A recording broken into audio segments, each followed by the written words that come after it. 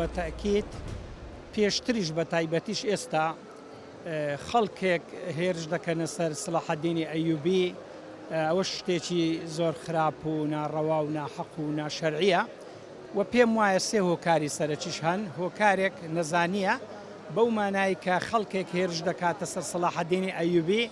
لە ژیان و تاریخ و کاریگەری و ڕابردوو بەرهەمی سەلاحەدینی ئەیوبی شارەزانیە کە چی کردووە و لە هەمان کاتیشدا خەڵکێک بە حقد و ڕقوکینەوە ڕقوکینەی ئایدۆلۆژی کە دژی ئیسلامە هێرش دەکاتە سەر سەلاحەدینی ئەیوبی دەیەوێ لێی بدا و لەکەداری بکە. هۆکاری سێم پلانی دوژمنانە. پیلانی دوژمنان ئەوەیە کە ئەجندا بۆ هەندێک شت دادەنێن کە تشویهی سمعی ئیسلام و ڕموز و شخصیات و کەسایەتی ئیسلام و ئەعلامی ئیسلامی پێ بکەن. خەڵکێکیش وەکو بەبەغا بەنە خوێندەواری کە دووبارەی دەکاتەوە دێ قسەی ئەوان وەردەگری ئەگەرنا ئەو تانە سەرچیە کە لە سەلاحەدین دەدرێ ئەوەیە کە هیچی بۆ کرد نەکردووە. هەڵبەتە مەسەلەی ناسیۆنالیستی و قەومیەت گەرایی دوای شۆڕشی فەڕەنسا هاتۆتە ئارە لە سەردەمی سەلاحەدینی ئەیوبی ئەسڵەن هەر نەبووە، بەڵام ئەوەی کە سەلاحەدینی ئەیوبی بۆ کوردی کردووە نەک بۆ کرد بەڵکو لە پاڵ کورد بۆ ئەقوامەکانی تریشی کردووە مەشروعی ئەو لە سەردەمی ئەو یەک کوردایەتی بە معنای قەومیەت نەبووە و هەروەها کارێکی زۆر گەورە و فراوانی ئەنجام داوە کە تاریخی کورد یعنی قومی کورد بەڕاستی لە دنیای دەرەوە لە مەسادیر و مەراجعی تاریخی بە سەلاحەدینی ئەیوبی مەشهورە. یعنی تەنانەت خەڵکێک هەبووە پێشتر مولحید و خوانە نازبووە سەلاحەدینی نەناسی وەتانەی لێداوە کاتێک کە دیراسەتی کردووە کاتێک کە چۆتە سەرچاوەکان کاتێک کە چۆتە وڵاتەکان یعنی ئەو جازانیویەتی سەلاحەدینی ئەیوبی چەند گەورەیە.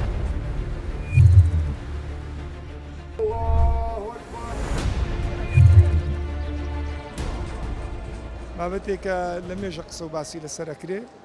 بەڵام هەتاکو ئێستا ئەوانەی کە تانەیان لە سەلاحەدینی ئەیوبیدایە چ لە شیعە چ لە قڕمیشکراوەکانی لای خۆمان بەڵگەیەکی زانستی و معریفیان لە بەردەستدانیە. بەرادەرێک لەو ڕۆژانە ڤیدیۆ پارچە دیدارێکم بینی باستەوەیە کە ئەڵێ ذەهەبی لە سیەری ئەعلامی نوبەلا باسیەکە تەحەدایەکەم بابێ برێ لە فلان لاپەڕەی لە سیەری ئەعلامی نوبەلا ذەهەبی ئاوا بە خێراوی باسی سەلاحەدینی ئەیوبیەکە. قسە فڕەدانە. سەلاحەدینی ئەیوبی مەلایکەت نەبووە، سەلاحەدینی ئەیوبی مرۆڤ بووە، سەلاحەدینی ئەیوبی جانبی سلبیە بووە، جانبی ئیجابیشی هەبووە. مرۆڤێکە جوانیەکانی بەنسبەت ئێمەی کورد جێگای شانازین. لە هەمان کاتدا من ئەو پرسیارم کردێ بەبەردەوام یعنی چی ئیستیفادە ئەکەین لە دابڕاندن و دوورخستنەوەی مێژوویەکی چەند ساڵە مەساحەیەکی گرنگی مێژوو لە تاریخی کوردیدا چی ئیستیفادە ئەکەین؟ یعنی پرسیارێکە ئەگەر بێت و ئیستیفادەی هەیە لۆ قەزەی کوردی لۆ دۆزی کوردی ئەهلا وەسەهلا، ئەگەر بێت و ئیستیفادەی نییە لەسەر چ ئەساسێکە تو بێی درۆ بکەیت تاوەکو سەرکردەکانت ناشرین بکەیت. کارەساتێکی زۆر گەورەیە. لێ بەڕاستی گومانی تێدا نییە بەوەی کە لە زاکیرە و لە خەیاڵدانی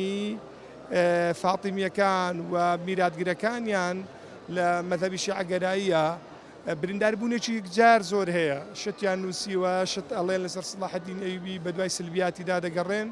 و لە هەمان کاتشدا خۆتان نەزانن بەوەی کەوا لە شۆڕشی سەلیبیا بە تایبەتی بەنسبەت جوولەکە و بەنسبەت مەسیحیەکانیشە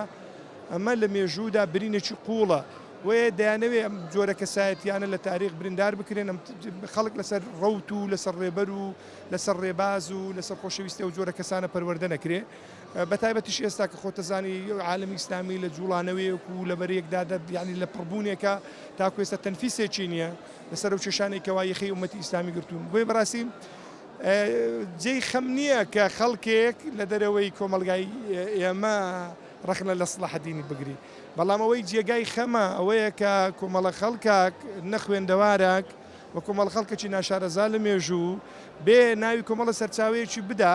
قسە فڕە بدا بخۆی بابەتەکە تەحلیل ئاوا نییە. تەحلیل ئەوەیە تۆ کاتێک کە دەیت بڵێ کاکە جان سەلاحەدینی ئەیوبی ئەوە ئیجابیاتەکانیتی ئەوەش سلبیاتەکانیتی سلبیات و ئیجابیاتە و ئینسانی بەراورد بکەی لە دەرەنجام و نەتیجەیان نەتیجەیەکت بۆ دیارەکەوی وەکەوەی کە پێوترێت دەرەنجامەکەی بە خەڵکی بناسیین و بە خەڵکی بڵێ تۆ ڕاستەوخۆ بێت تەنها لەسەر لە سەربیاتەکان ئیش بکەیت بەبێ باسکردنی ئیجابیاتەکان جگە لە نائینسافی جگە لە ناخڕەشی جگە لە چاو هەڵنەهاتن بەلاپەڕە بە جوانەکانی پڕشنگداری مێژووی ئیسلامی و مێژووی کوردی هیچ شتێکی دیکەی تێدا نیە بۆی بەڕاستی با لۆ خاتریەوەی خەویان لێ نەکەوی و بەو داخەی سەر بنێنەوە هەر هەوڵێک لە بۆ ناشرینکردنی سڵاحەدین ئەیوبی لە دەرەنجامە شتێک لە دایکەوی کە خەڵک زیاتر بە دوای ژیانیاندا دەگەڕێ بڕوا بکە ئەوەندەی لەو هەندە ڕۆژانە بە واستای و یوسف زێدانەی خەڵک توێژینەوە و بەحس و کتێب و هەروەها بابەت لەسەر سڵاحەدین ئەیوبی کرایە لەسەر هیچ شتێکی دیکە نەکرایە بۆی بەڕاستی گەوران کاتێک کە گچکەکان باسی ئەکەن گەورەکان بە گەورەی ئەمێنەوە گچکەکانیش بە دڵنیاییەوە ئەسنە زبڵدانی مێژوو بەو خەفەتەشە بێ سەر بنێنەوە.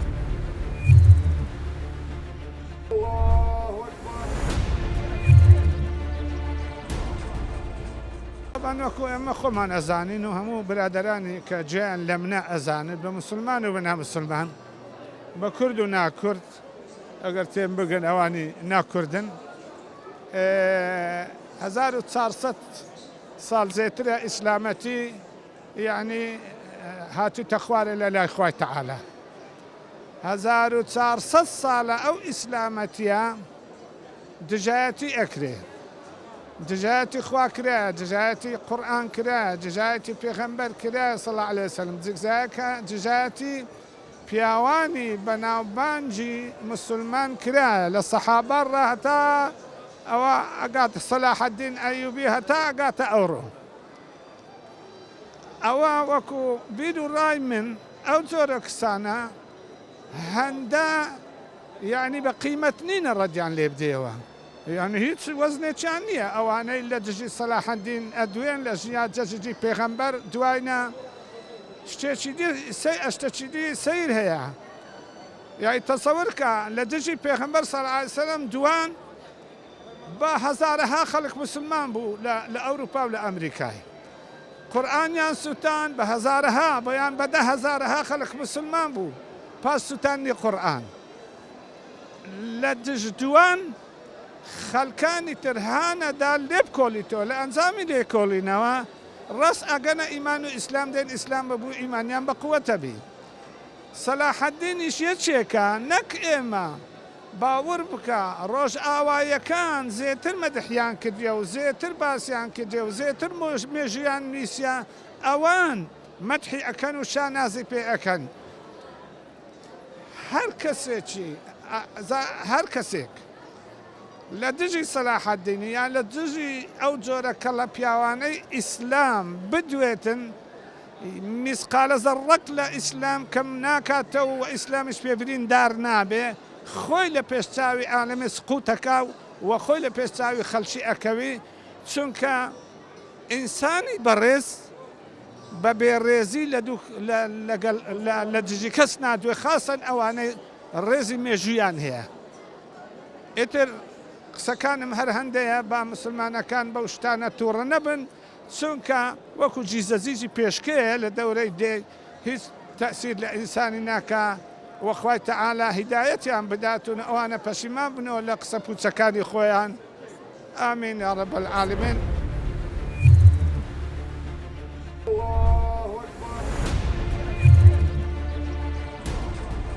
دوای ڕووداوەکانی 7 ئۆکتۆبەر و غەزە دوو بابەت هاتۆتە گۆڕێ ئەوانەی کە دیفاعیان لە غەزەی کردووە و ئەوانەی کە پشتی ئیسرائیلیان گرتووە و دژی غەزە وەستاون ئەوانەی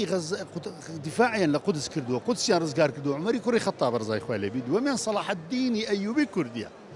کە سەلاحەدینی ئەیوبی کوردی دەکەوتە سەفێک کە ئەو سەفی سەحابە و ئەتباعە بێگومان هەموو ئەوانەی سێبرن لە بەرامبەردا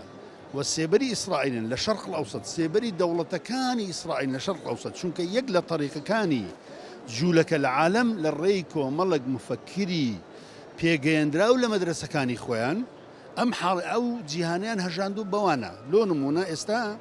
ئەوانە لە میسر بە تایبەتی کە قسە لەسەر قەزەی سڵاح الدین و دڵی سەلاح الدین دەکەن بێگومان پێگەیەندراون تەوجیه کراون ئاراستە کراون چونکە ئەوانە هەڵقوڵاوی دیراسەی قوڵ نین هەر خوراوی بوارە مێژوەکانیش نین بەڵکو لەسەر ئەساسی خزمەتکردن بە سێبەرەکانی ئیسرائیل و ئیسرائیل لە سەلاح الدین ئەیوبیدەن لۆیە دڵنیات دەکەمەوە لێدان لە سەلاح الدین ئەیوبی هۆکارەکەی لە بۆ جوولەکە و لە پشتی جوولەکە دەگەڕێت.